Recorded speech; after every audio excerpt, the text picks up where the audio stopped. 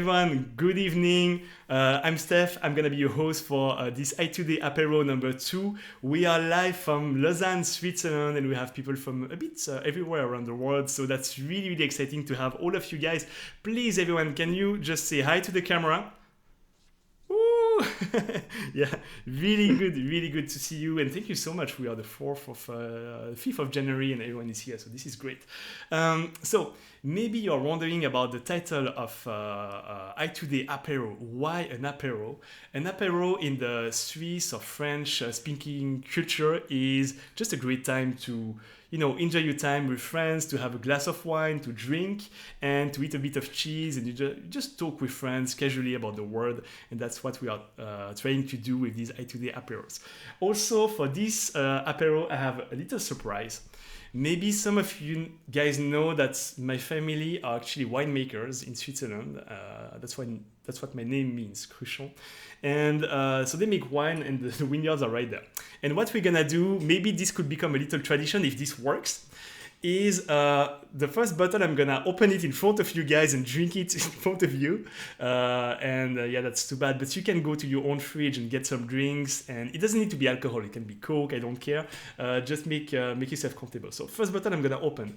The second bottle of this wine, I'm gonna send it to our speaker of today in Tel Aviv, Israel. I can hear. Are you excited? Good. Very, very excited. The third bottle, because I have 3 of the same one, will send to the person in the audience who will have the best question for Adi today, and it's gonna be Adi choosing who is gonna get the wine. Wow! How cool is that? Yeah. Okay, That's good. fun. That's so fun. About our amazing speaker of today. So we really want to highlight people who are trailblazers in innovation, who have something to say about innovation, and also who are part of Itoday community. And Adi was the perfect person for that. And Adi has released a book called Innovating Through Chaos. That was released. I have the ebook. Oh, this is good. Yeah, so I was reading on the ebook, and anyway, ebook or in paper, it's an amazing book that really captures the time of crisis. Of now. It was written during the COVID crisis, and yeah, your talk is gonna be about these very specific times for innovation. I met Adi. It was at Google, right? In 2017, we attended a workshop together, and I met her, and I was like, wow, yeah, she's great. She has such a great energy. And Adi is not anyone. She has helped literally hundreds of startups and very large companies to innovate. Companies, some of them are like IBM, Intel, Google, Waze, you name them.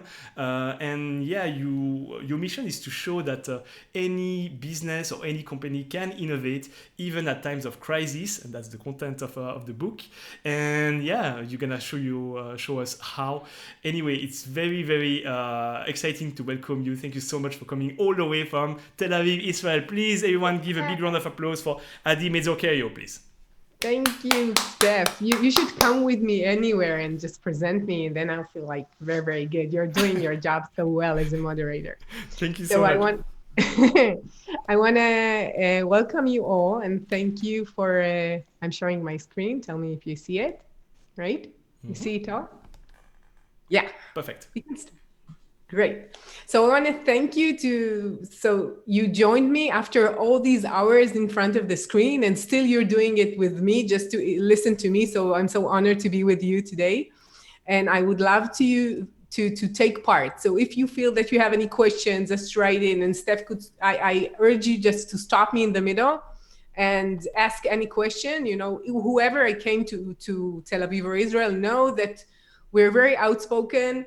Just stop me and I'd be so delighted to answer. So you don't need to wait for a specific moment.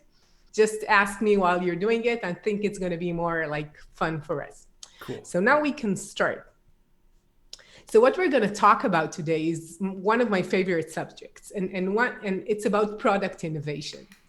But it's more than that. It's product innovation right now in the COVID crisis, in uncertainty, when everything is chaos all around you. So the question that I'm trying to answer here with you is, why now is the best time to create new products? And it sounds a bit weird because if everything is changing around us and everything is unknown. So let's think about it together. So what we're in the middle of is what we call the black swan. So it's something really weird that happens once in, let's say, 100 years. And it's really extreme. So it has this big impact on our lives. And when people think about it in retrospect, they say, okay, we could have known that it's going to happen.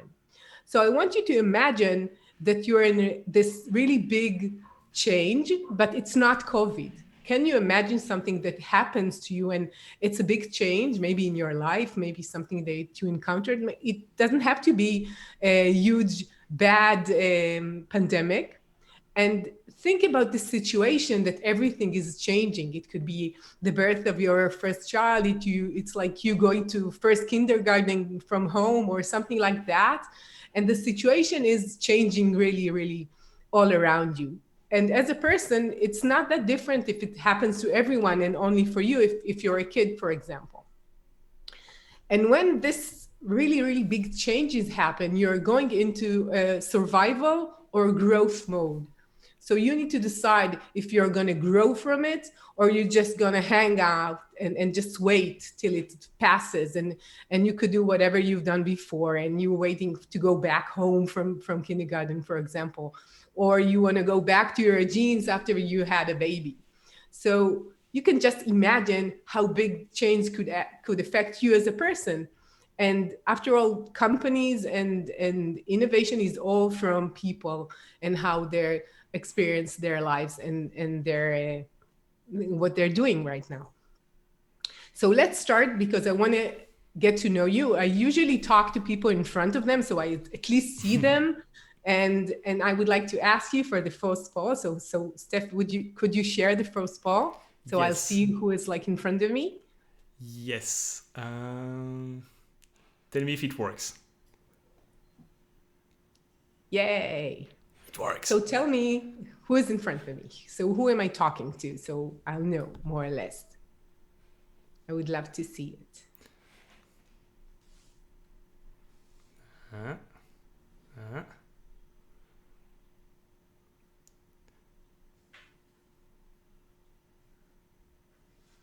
People are answering? Yeah, they are.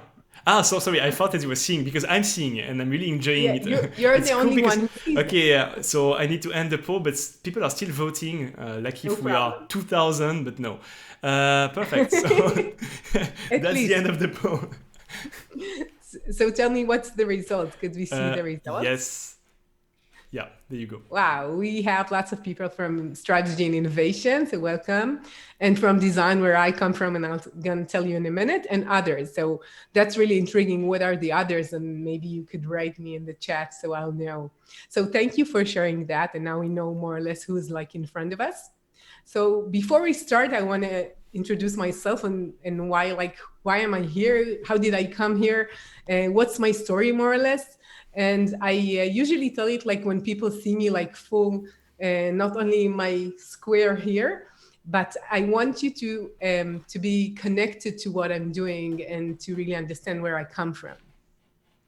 So my story begins when I'm pregnant with my second child, and I'm doing my master's degree, and I was a product designer in cybersecurity company in Tel Aviv. And I really wanted this stable company, but I had this vision that I want to be the best designer ever and change the world, at least like Steve Jobs, I would say. Just that. But this company did not really change much. They were like small and they didn't want to invent too much. And I felt like I'm not having any impact. I felt like a bit disappointed with what I did and a bit like a failure because many people who were in my first degree in design, some of them started a startup, some of them got into very big companies and really succeeded. And I felt like I'm a bit disappointed. But, I was pregnant with a second child, so I forgot about it. And then when I was in maternity leave, a really big change happened, an unexpected change. And I got a call from the office. I stayed at home for a few months with my kid. and they told me, come to meet the CEO. He was my manager. And I know it was not, it sounded not good, but I didn't have any option. So I took the small baby and placed it in the baby carrier and went to the office. And I don't remember like anything from this talk. It was like I think like 20 minutes talk, but I only remember that when he fired me, my baby started to cry because my heart pounded so fast against his chest when he said it. So that's the only thing I really remember. And it was such a shock for me that everything is like changing and so fast. And I thought to myself, like, this is my baby. That's my daughter, his sister.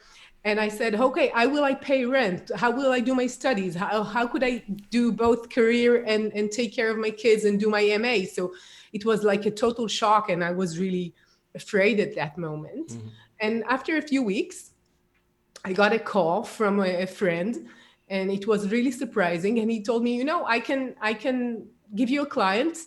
Someone I know is looking for a UX and product person. So why wouldn't you do it? And this company that I started to work with, the first company I worked with is Clarizen. They're a very successful company for product management, and they're still successful till today, which means they were very, very successful startups to work like 20 years after my first time.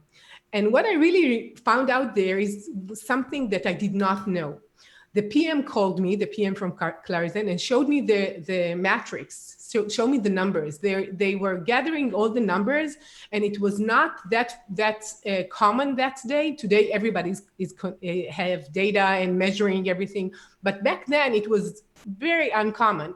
And he showed me the numbers. It was the first time I saw how many people started working with the application and never left it after I came to work with them. And it was the first time I really understand the power and the impact of innovation powered by design and what I'm doing for this company. And at that moment, I decided that I will work with as many products as possible and as many clients and really understand how to create value. And these are like some of the things that I've done. I've done hundreds of them. And for me, I always try to make it better and better. And I got obsessed with product innovation and what makes a product perfect. And through the years, I knew that many of my clients and many of the startups, they failed because they didn't have these methods that we have today in order to learn and to get better. And I wanted to collect what I understand from all the projects and all the smart people that I work with. We have lots of startups in Israel. So I had lots of them. And I decided to get better and better. So at one point, I was called from Google to be part of their accelerator, and I went through the design sprint methodology certification in Google. And then they took me and I flew all over the world just to pass on like design sprints, innovation workshops, and talks all over the world. And I learned from each location how people do innovation differently, and then entrepreneurs all over the world work a bit differently. And I learned from there. And for me, the experience of really knowing from creating and failing and learning is the most important part that I try to pass on to my clients today. So I work with lots of big companies and small companies, and I learned through this process. And through this, all of these people that I worked with, I learned from it. So I created this Invincible innovation method, which is a bit like design thinking and lean startup and design sprint. And it's a bit of all of that could help clients in general. And that helped me to be a mother to my 4 kids today. So I could either be like a career woman and still be with who I love and support them as I want. So now more or less you know who I am, what we're going to do in about like 25, 30 minutes from now. So we went through the intro. Now we're going to understand why now. Why now in this middle of this really great crisis. And it's not only health, it's financial, it's everything is changing. Why should companies innovate? Why is this the right time? Then we understand how to gain advantage in a changing market. What could companies do? And then we're going to have a Q&A. So what Steph mentioned in the book is like these 2 parts. One is theoretical and the second one is practical, what we're going to go through right now. So we're going to start. Steph, do you have any questions or we can start? No, I think we can You start. can just do this, just tell me. Okay. So let's start. So what we see here is the stock market since 1971. So you see the stock market is going up and up, and the gray areas are recession, when we had a very, very bad time financially for the world. And you can see all the companies that are on the gray areas are companies who were born within the recession. For example, you see IBM, you see Lego, you see H&M, CNN. So these are really big companies that were established during the recession. And the question is it like so strange or not? And does it make sense? So you could see that if we are taking the 1930s, the big, great depression in the US, you see that many innovations were created in the 30s, the air condition, the color film, the commercial TV, which are very, very important for our daily lives today. And the question is it like by coincidence? So you could say, okay, so many big companies were established within a recession. It doesn't mean anything. There are many other companies that we know, like Amazon, Google, Facebook, Tesla. They were all created not within a recession. So what does that mean? So we want to see how many of the successful, in general, the number of successful companies were established during the recession. And we see that 57% of successful startups, companies, they were startups in the beginning, started then. So it means that they have higher option or higher opportunity to be successful when they started within the recession, when it's very, very hard. And what we're going to understand is why. So we can say, okay, we see it right now that many people, you see on LinkedIn, they're changing their title to CEO for a new startup. You see many entrepreneurs changing, right? I guess that you see it. Yeah, I live on LinkedIn actually. So this is not my house. I'm on LinkedIn. So I see many people changing their titles. And why is that? Why are so many people changing? So you could say, okay, there are more entrepreneurs. Many of them left or was fired from big organizations. They have lots of information and knowledge and data and experience. They could use that in order to be entrepreneurs. Maybe we have more access to really great talent. So if you have a company right now, many of the people who were fired could work for you. Maybe in the past, they all worked for someone else and now they're available. And more than that, you could say only the very specific prone to succeed startup would get funded. So it's like we have less capital, VCs invest, but they invest really in the best startups. And maybe this is why it works. You could say that, maybe these are the reasons. But I'm asking, is that all of the reasons? Is that all of it? And one of the answers we could find is in this TED Talk. I guess some of you have seen it, and I hope not all of you, because I'm going to ask a question about it, so don't spoil. So what's the single biggest reason for startups to succeed? This talk was like, I think 5 years ago. And this person researched, he had like a VC or accelerator for startup, and he researched the startups they work with. And I think it was 200 of their startups and 200 outside their organization. And he wanted to understand. So he took these aspects. There are 5 aspects of factors for succeeding: the idea, the team, timing, business model, and funding. So he wanted to know which one of them will make you more prone to succeed. So this is my second poll, and Steph will join me with that. And I would love to hear what you think. Which one of these is the most important factor for a success of a startup? Perfect. Wait for it. So I'm selecting the second one. I'm launching, and you should see it. Yeah, yes. You see it. So I see some people are voting. That's good. You will see on the replay. It's kind of cool. You see the bars moving like that. That's good. That's good.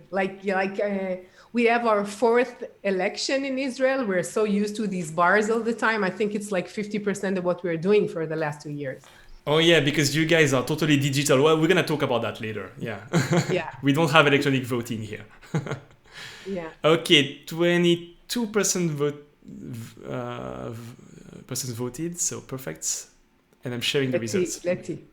So people say timing and team. So when I first saw the TED talk, I said it's all about the team. That's what I was sure, and it's not surprising that most people think about that, because when you're talking to VCs, and I just recently talked to one of the biggest entrepreneurs and VC founders in Israel, and they all talk about the team. Okay, so team is really important, but apparently the second place takes everything. So it's all about timing. So 43% of the success is related to timing. So you have a great idea, but it's too early or too late. You're not going to do anything with it. If it's too early, nobody's going to use it. If it's too late, they will use the competitors or the one who got up there first. So this is what happens, and it's really important to see that it's 42% important, and team is only 32%, which is like, for me, it's really surprising. And you see that funding is only 14%. The fact that someone from a VC decide to fund a company doesn't mean that it's much better, although it could be funded really like in the beginning for a seed and more, not further than more, but still that means that VCs don't know everything. So how do you, as entrepreneur, somebody who wants to create innovation within the company, could do an empirical and deliberate understanding if it's the right time for your idea? How do you know that? And that's the question. So we need to understand the customer behavior. We need to understand first as us, how, when we woke up today, how much did we use products?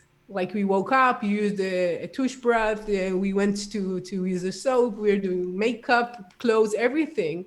We use so many products today. But the other question is, how much of these did we buy today? And we're not talking about groceries, which is daily, but how many of you did buy new shoes right now, or a new toothpaste or new toothbrush? That's the question.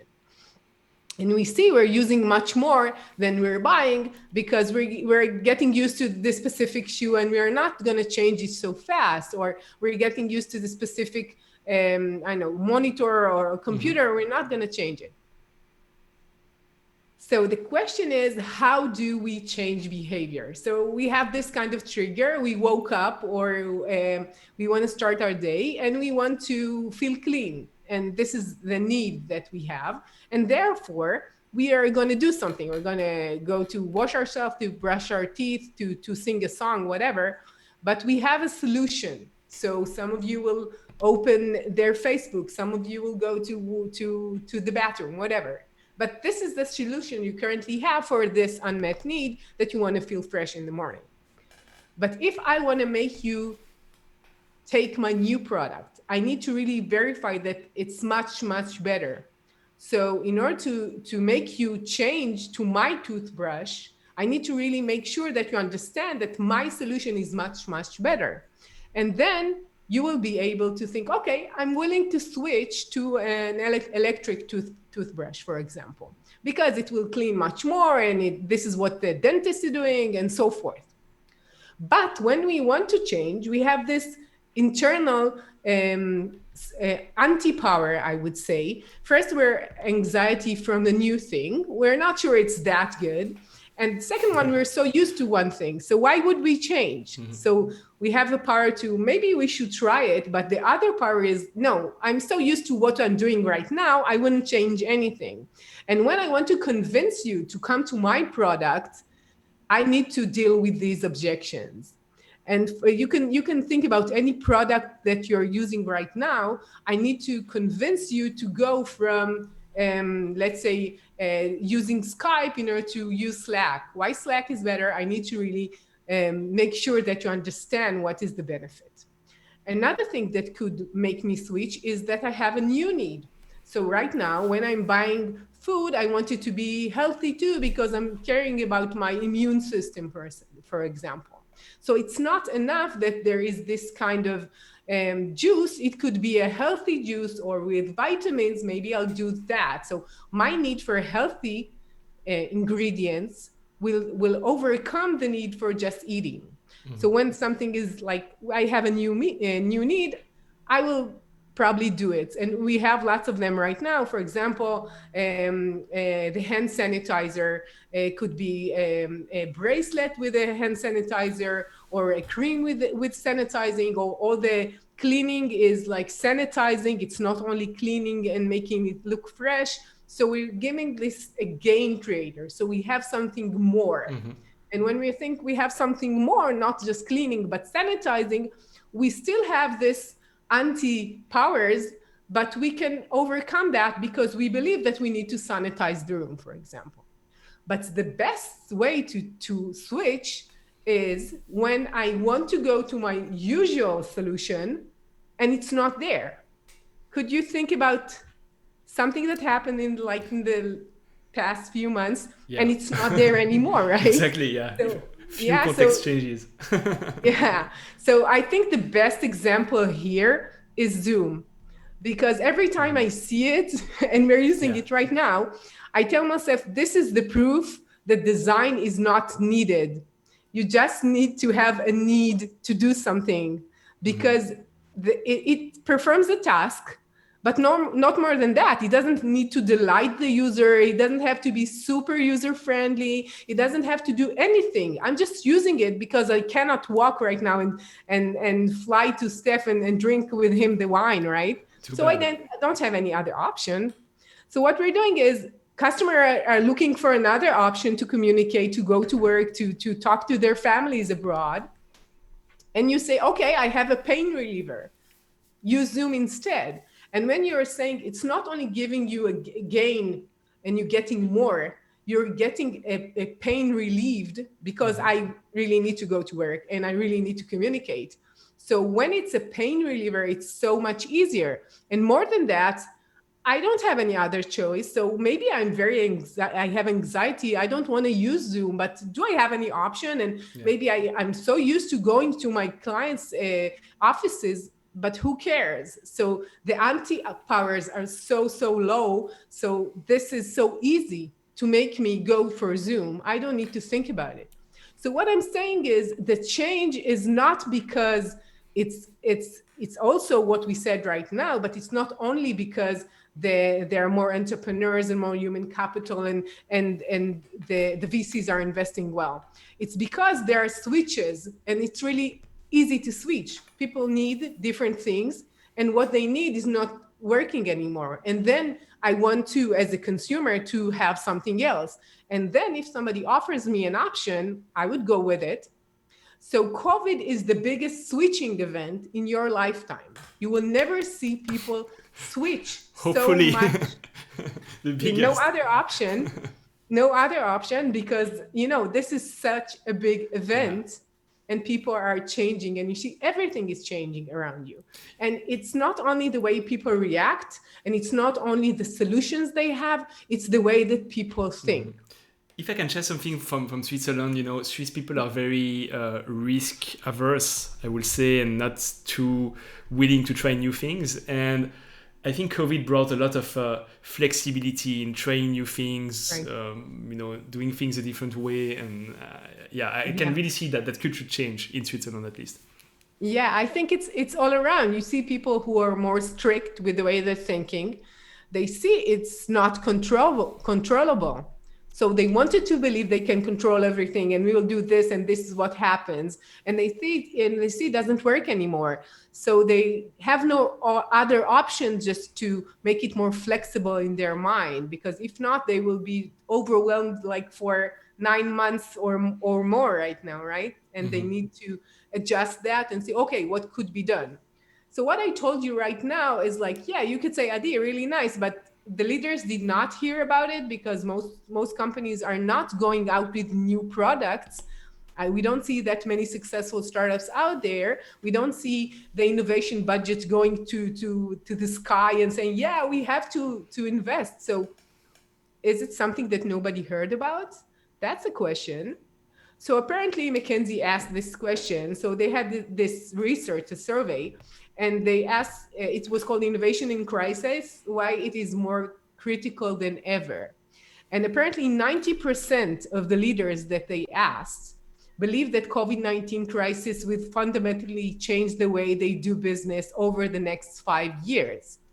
And 85% of them said that it will have a lasting impact on their customers' need and want over the next 5 years. So if we're saying that, you see 2/3 of them are not say they don't feel that have this is very challenging for them. Mm-hmm. But 90% of them know that this is what they need to do, because they're saying it's impacting our clients and what they need and what they know. What does that mean? We need to answer these needs. These are the opportunities for us to grow, right? So my question is, and now we have another information that nearly 3 out of 4 executives said that this is a big opportunity for growth. So most of them, 85% for technology, but not only from technology, people from consumers, people from pharma, financial, retail, they all think it's a really good opportunity to grow. So this is like all over the place. Adi, there is a really great question on the chat from Sharon. Maybe Sharon, do you want to ask it? Sure. Yeah, of course. And this is not the only statistic that I come across these days. And this is a statistic of June 2020, let's say 5 months into the crisis. We're now in January 2021, 6 months later. Yeah. If we would do the research again, would the statistics be the same, or is the mindset of business changing? Because the investment potential that organizations have is dramatically reduced now 6 months into the crisis. Yeah, I think that I'm not sure it will be. I didn't do I didn't check it right now, but I believe that there is this mental process, emotional process you go through when you have this big change. And as people, we're trying to avoid it first. We're trying to, okay, let's just put our head down. It will pass. And this is what we're doing. And then we see it's not passing. We're starting to understand things have changed. And only when we have understanding, this has changed. Now I'm ready and I have the energy to do something different. Only then you could do it. You cannot do it before that. So I think that leaders and people in general, working employees, everyone who believed in the beginning that it will pass, know right now that it won't pass. And more than that, even if it passes, it will not go back to what it was. We know things have changed. So, and it's fundamental change. So companies are selling their stores in they are not renting anymore. They're not coming to, they're allowing everyone to work from outside, especially in technology. People are reluctant to go to big conferences or to sports events. Even if you had a football game right now, I'm not sure that everybody would come the same as they were. They will be more afraid. Okay, so this is what I think. And my question to you, why most companies are not innovating right now if they know they need to do it? So what would be your answer? Steph, tell me what people are saying, because I'm not looking at the chat right now. Yeah, so don't hesitate to write your answers. If I can share my own sure. Perception, I think I totally agree with you. The first wave in Europe, at least, was very scary, and everyone just sat at the side of the road and waited that it's gonna pass. And we are a company working with innovation, and we saw that there was quite a freeze of all projects and nothing happened. Second big wave, it's very different. We can see that now there is probably more maturity in the whole situation, and companies have accepted that there is a change and that you need to move forward. So at least from our own perspective, we didn't see a huge stop of the business or interest in innovation, and even the opposite. We see that it's catching up. Like, people are really, they need to get together. They need to find ways to work together, to move forward, to accept the situation. And there is that explore thing, and companies are more willing to explore. Yeah, I totally agree. I feel that in my business too. So I agree what you're saying. Mm-hmm. So tell me what people answer. Okay, So there is. Can you just repeat the question so I don't? So why most companies are not innovating right now? Yeah. So, there is a lot I should have. So Giron says lack of funds paying salaries first. Eduardo says perhaps we don't yet see them. They are working on their products right now that will be launched in the coming month or years. Xavier says they believe innovation is expensive. Marcus says afraid of taking additional risks. They really want to win the wine. Huh? Mihai says still barely surviving from inertia. Isabelle, uncertainty. Vincent, believe there is still a way back to what was normality. Vaccines are helping to go back. Paul says innovation, please stop. Innovation is not in company's DNA, so that was changed. Right. Mihai, maybe lack of cash because not a good time. Andrea, oh my god, so much. Yeah. Thank you for taking part. And really while some companies understand the need to change, there are still so many afraid of the challenge to the status quo. Julien, not the priority, salaries first. Okay, yeah, super cool answers actually. Yeah, a lot of reasons. Yeah, so I totally agree with some of you. And first, innovation is risky, and you always feel that you don't have to risk something when you're at risk. So people are at risk, but the main reason that I talk about mainly in my book is fear. And there is always fear from the unknown, and there is always fear from innovation, especially right now, because companies say, okay, currently we have money and maybe lots of it, but will we have that in a year or two? And the question is, how can we maintain our core product, services, what we are doing money out of right now, and still do something different? And most of them say, okay, now we're going to close everything, just go into a survival mode. We asked about growth of survive. So they're going into survival mode and not doing anything different. But they know that they are missing the opportunities and they're not taking it because they're afraid. And the question is, like, when we are thinking about fear, it's actually the fear of the unknown is possibly the fundamental fear underlying all anxiety forms. So there was a research trying to understand anxiety and why people are afraid.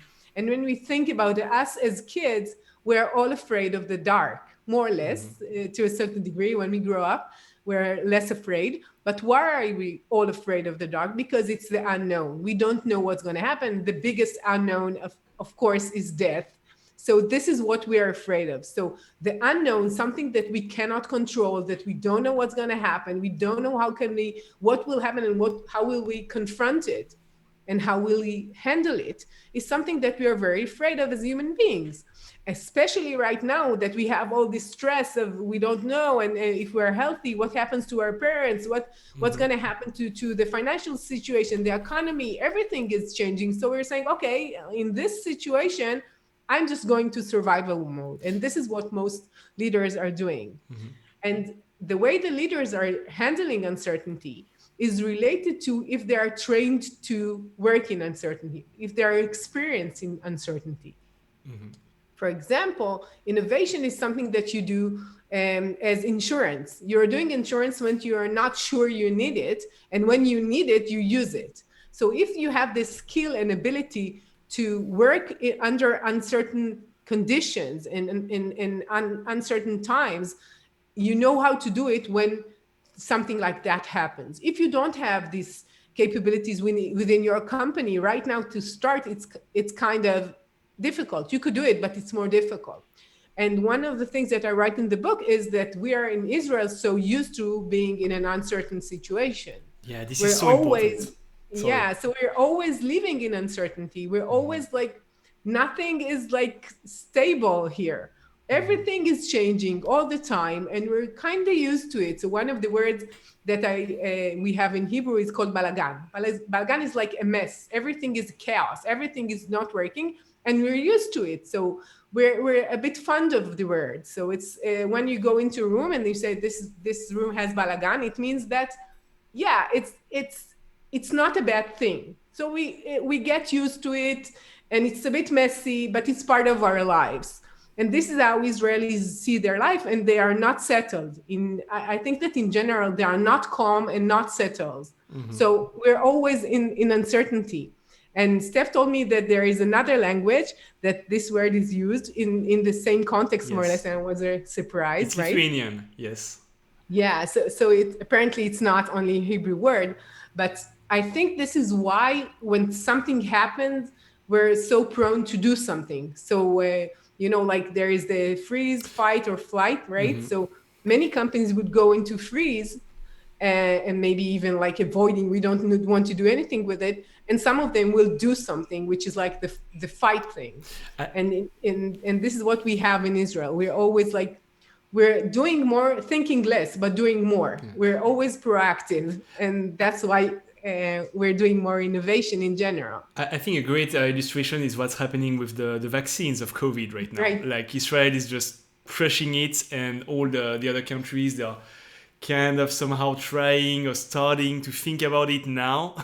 And you guys seem, yeah, really well I think that I read that we have like 11% of the population already vaccinated. And yeah, we're a small country, but still it's much more than other countries. And I think it's connected to what we do when we're anxious. We're anxious as others. So we are afraid of what's going on as any other country. But for us, we need to act. We need to do something, to fix it.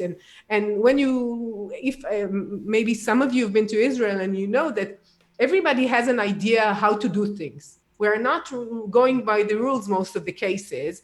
Like if you have line for, for a shop, or you have a line for the bank, you will never have a very strict line. You always have people going around it because they have other ideas. How can we build this line? Although it has been tried in the past, I guess. And this is how we do things. So I think that the way that we handle as a country and the way that Israelis are thinking is something that I'm trying to convey to other companies when I come. It's not like I'm telling you, you have to live in uncertainty, because somebody who is like born, I know in Sweden, for example, maybe we have someone in Sweden. So from the first moment that he's born, he has like, I know that I will have a job, I will have a roof over my head, I will not need to work there hard to have university. It's all from the state. So there is something that you feel very safe within. And when you're very safe and stable, you are not looking to change anything, right? There is a great story in your book about you freaking out at the beginning of the first wave and getting a job proposal. Maybe can you share that story? Yeah. So what happened is, like, before the COVID started, I think it was even November before, I was called to, one of my clients called me. And we worked when they were a startup, when they just had the beginning and the first beta version.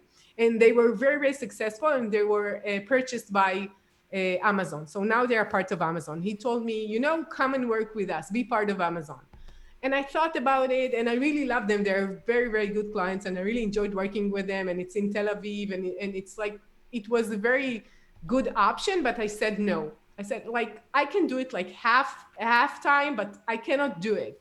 And then when it started, the COVID crisis, I think in about middle of March, he called me again, and they didn't find the right person for it. And he told me, maybe right now, when we're all working from home, you don't need to be commuting every day, maybe you would come to Amazon and work for us.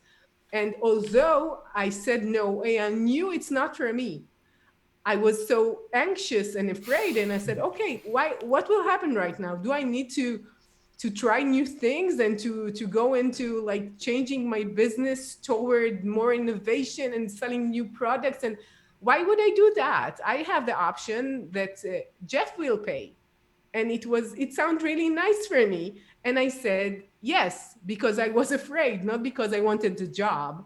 And luckily they said no. So in the end, I'm still here with you instead of working nicely with Amazon. Maybe it's an assumption, but I have the feeling that probably entrepreneurs are handling a bit better with that unknown, that being scared of the future, because we know how it is. It's always the same. We never know in 5 months or 6 months if we're gonna have business or clients.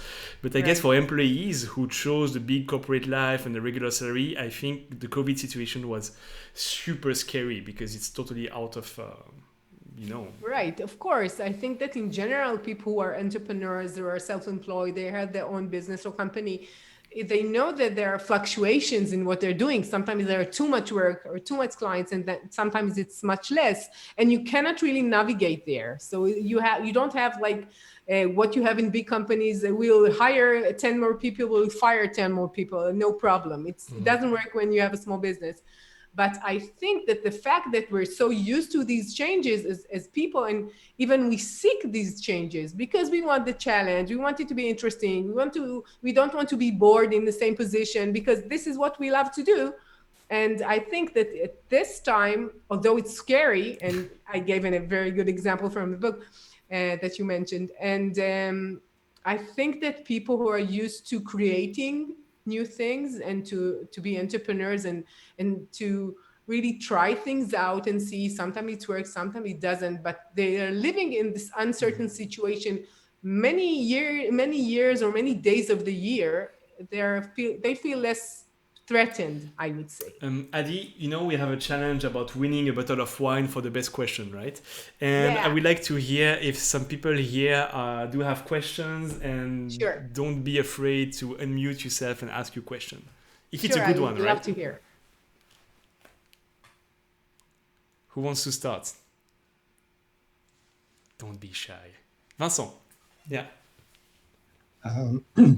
Thank you for your speech and writing all these ideas and this energy. Just one little thing that bothers me a little bit is that the idea of, you need to take risk and to feel unsafe, to take the risk and go in on innovation. And I was checking on something on my mind. And when you said that, for instance, for Sweden, it has been ranked like the second most innovative country in the world by the World Economic Forum. I put the link in the chat. So how do you explain that? Because it seems like not very congruent with what has been said. Israel, seems to me. You're asking about Israel. Why is it so? Why we have so many startups? Sweden is second, and Israel. Sweden is the second. Yeah. I'm very surprised to hear that. I would love to hear the numbers. I know that they're not considered an innovative country, but I don't know the numbers as you show them. But I guess that's the World Economic Forum, so it's quite, I would say. I don't know many companies who big unicorn companies coming, other than Spotify, maybe coming from Sweden, but maybe I don't know it well enough. Tell me what are the big companies who came from Sweden other than Spotify? I would love to know. I don't know how do they Skype, for instance, and Estonia. I don't know. Maybe I should read more about Sweden, but I know it depends on what do you see as innovative, right? I think so Mihai is considered what? Mihai is mentioning IKEA in the chat. Yeah, it's pretty. IKEA. It's pretty innovative. I don't know if IKEA is an innovative. Would you say it's a design-oriented company? But I'm not sure it's innovative. You see, they're doing more or less the same thing. And by the way, about IKEA, I was one of the speakers next to a speaker from IKEA. And they're changing all their business model in the next 3 years. So they know that things are not working as they wanted. And for many years, they had more or less the same idea, and it worked really well. And they didn't change it. So I cannot answer something that I don't know. But if I would measure innovation, I would ask how much budget. So how many of the VC funding is going to this country? That's what I would ask. And I know that per capita, so per person, the first one is the Silicon Valley, and the second one is Israel. Per person, how much money per person you have. But maybe it's measured differently, so I cannot really know. You have the link. Will not. I'll read it. Okay. I'll read it. Okay, thank you. Who else has a good question? There is a bottle at stakes. If somebody asks, you could read me the No, question. yeah. There was a question from Mathieu Menet about startups. You want to ask it? Yeah, sure. Hi, Eddie. I have a question related to going back to the right timing for launching a product, because sometimes I say, okay, if you're the only one, either you find a gold mine or either you didn't understand the situation. That was a question more related to the right timing. So, do you think that's the right timing to launch a product is when you have other teams or other startups working on the same idea, meaning that the society is mature enough to receive it? I think that when you build the product to match the new need out there, you will probably have more options to succeed. When you're going from a technology and what you believe would be a good idea, it's not the same as going to really understanding the market, the needs, what has changed, and going from there. And once you are doing the right path and understanding what are the things that might be relevant right now and test it out again and again, you have much more less risk and more possibilities to succeed. And right now, there are so many new opportunities out there. So many things has changed. So many needs are unmet needs are out there. People need things and they don't have any answer for it. People would like to go and laugh in a stand-up show. They would like to go to a football game. They would love to go to a conference. They would love to, so many things they would love to be within groups of gathering together, feeling the energy of people, and they cannot do it. So if somebody would find some kind of a solution to any of these problems and any of these needs, they will surely be more prone to succeed. Cool, thanks. Yeah, definitely. Great. If I may, are we talking strictly about startups here, or are we also including innovation that can happen in existing businesses? And if we're talking about both, what would be let's say, the biggest difference in approach between the two? Right. I thank you for a question. It's a great question. So first, I'm talking about innovation in general, either from entrepreneurs or entrepreneurs. So it's either startups or within companies. Companies could create lots of new product solutions for their current clients or for the new clients. So you can see it like the most obvious example is Amazon, right? So Amazon is going into health right now, and they invested $4 billion for things that are related to COVID. So of course, it could be done from within companies. And the difference is how you do innovation within big companies compared to small ones. So many of the things that I've done through the years are with startups and small companies. And in general, we don't have many established companies in Israel. So we're so young. So we don't have like companies as you have in Europe, 40, 50 years company in the same, like a father and son inheriting the factory, whatever. We don't have that. So when you're doing innovation with something which is more established or a bigger company, it's really different than doing it with a small team of 2 to 5 people, and they're brainstorming and working from morning to night and thinking together. And what they need to do is so different. So the fact that companies have the abilities to have lean startup and they know how to do it doesn't mean that they do really exercise and execute well, because there are so many preconditions and so many obstacles they need to think about and to tackle on their way. And that's why it's like taking what is working for small companies, maybe in the Silicon Valley, and taking it to bigger companies. And what I've been trying to understand is what is different, what is this gap that we could in product innovation, how can we do it in bigger companies? And the first thing is, I think, the connection with the users. So when you're a small company, a small startup, you have to talk to people. You don't have any other option. If you will not talk to people, you will surely fail. But when you're a big corporate, you say, okay, we have so many clients, we're not sure we have to talk to them. We have our sales team, we have a customer care, and we know everything about them. They're working with us currently, so what's the problem? But the problem is they might change. Maybe they bought your solution 2 or 3 or 5 years ago, and now they need something else. Maybe the market has changed, the competitor has changed. Maybe what you're doing is not good enough. Maybe you could make it much better and you're not really understanding what is needed. So the connection is not there in big companies, although they have so many advantages, they are not really using it. And they have so many advantages and they're not using it well when they're innovating. Yeah, true. Okay, thanks a lot. If I can share something from our perspective is the COVID and the going remote brought us easy access to customers, users. Now everyone in the world knows how to use Zoom, for example. You can send a link, the person is going to be here answering your questions. And I could really compare, how hard it was to get testers.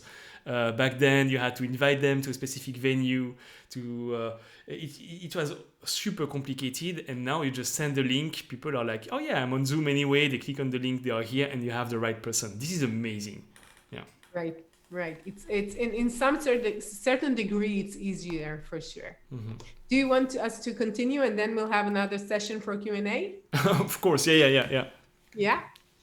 Okay, so first, you could all have a link to the free version of the book. So what we talked right now is part of what we have in the book. And we're almost in the last part of the discussion. So I would love to answer a question about that. And the book has quotes. And one of the quotes that I really love is, "The riskiest thing we can do is just maintain the status quo." And who said that is Bob Iger. He's the CEO of Disney, which is a very creative, innovative company. And I really believe in that. So people say that innovation is risky, but in the long run, and they're right, because many of these initiatives, innovative products, innovative projects, they are not working. So I think like 90 or 94% of these internal startups and startups in general are not growing, and they're not coming into a full, mature, successful product. Surely not a unicorn as everyone wants. But still, if you are not doing innovation, you're risking yourself, because the world is changing and you're staying in one spot, and everybody could just come and win the competition if you're staying in one specific place. And you have so many examples from the business world. So the third part of what I'm going, like the last part before the Q&A, is how do you gain advantage in a changing world? And I think it's connected to what Mihai just asked me. So how can you as a company find a new opportunity for future growth right now? So I'm teaching people, and we have hands-on a program called Catalyst, and I'm taking these groups of innovators. It could be like within a company or from different companies, and we're going through these stages. You might know some of them. It's very connected to design thinking or design sprint or lean startup, but it's going from analyzing, understanding what's going on. So I've done so many design sprints, and sometimes I felt that the beginning is lacking. We need to understand what is the challenge. We need to understand what is the situation before you jump onto the solution, which is very good solution for creating a new product within design sprint. But what happens before? So we're analyzing the strength of a company first. So there are so many strengths we need to analyze: the market and the clients. So once we understand that, we're deriving all the ideas from the analyze stage. And then we have what I call focus. Most systems will call it ideate, because we're having so many ideas out there. But for me, the focus on the right idea is the most important, because you could have lots of ideas, and many of them you could not create. They are not visible. They are not the right solution. They're great for another time, so forth. So how can you take all of what you know and to focus on the right one?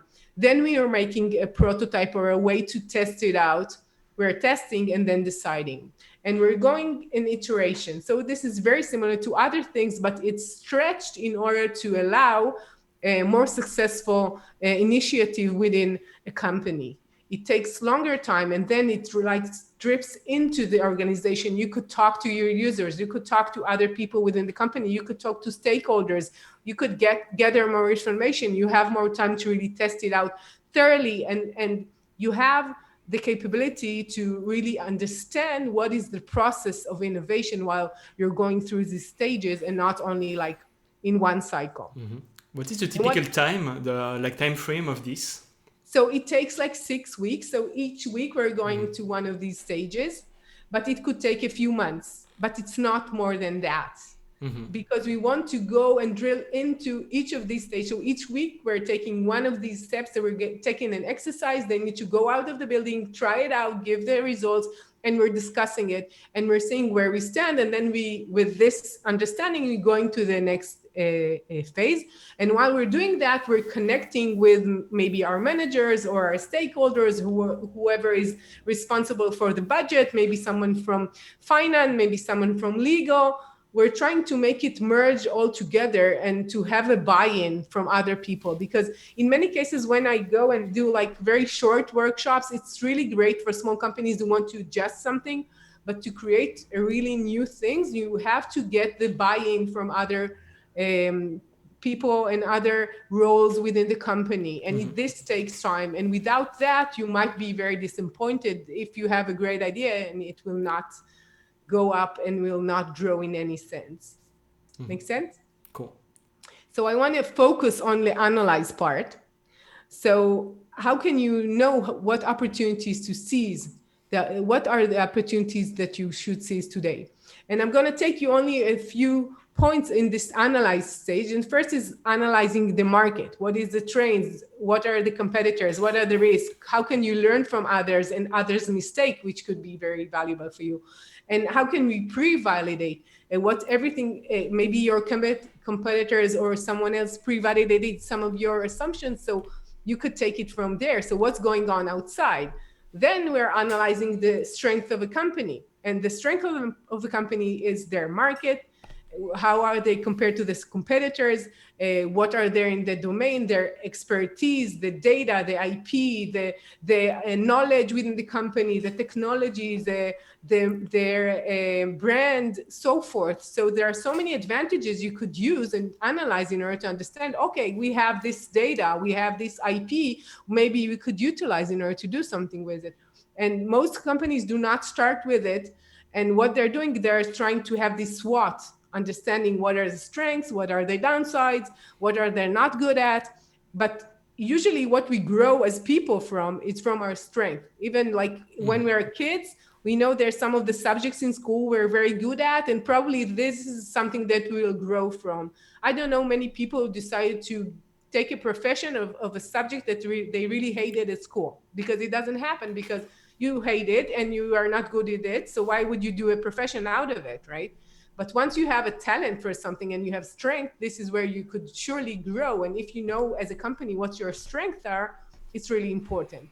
And the last one, which everybody knows, is to analyze your customers. So we really need to understand and to listen to them and to do interviews and to understand who is doing and what is doing and how in this certain situation. And we're doing how might we, and empathy mapping and user analysis, user research. And these are things that are very established right now within companies if they have very profound research department.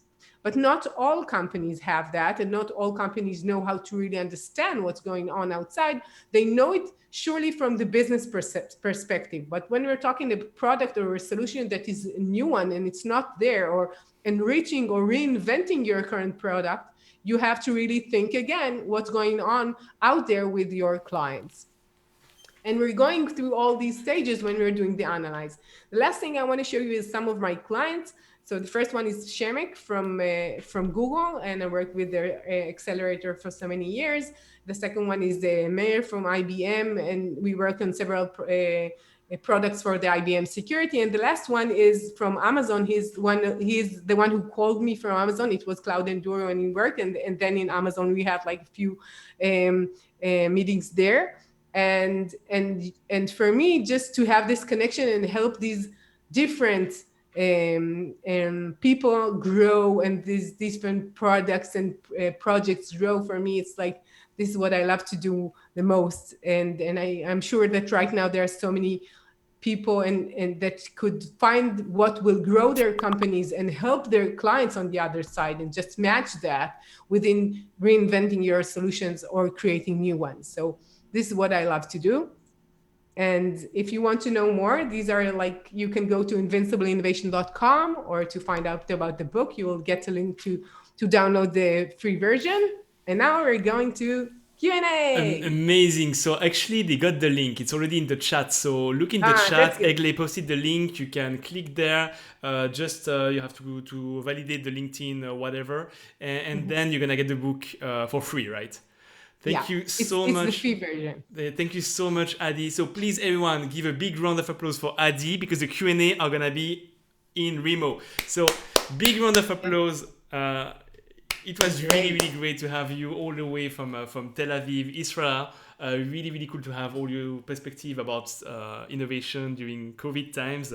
And what we're going to do now, you're going to be able to ask all your questions to Adi, and you can still compete for winning that nice bottle of wine. But at the end, Adi is going to tell me who is going to get the bottle.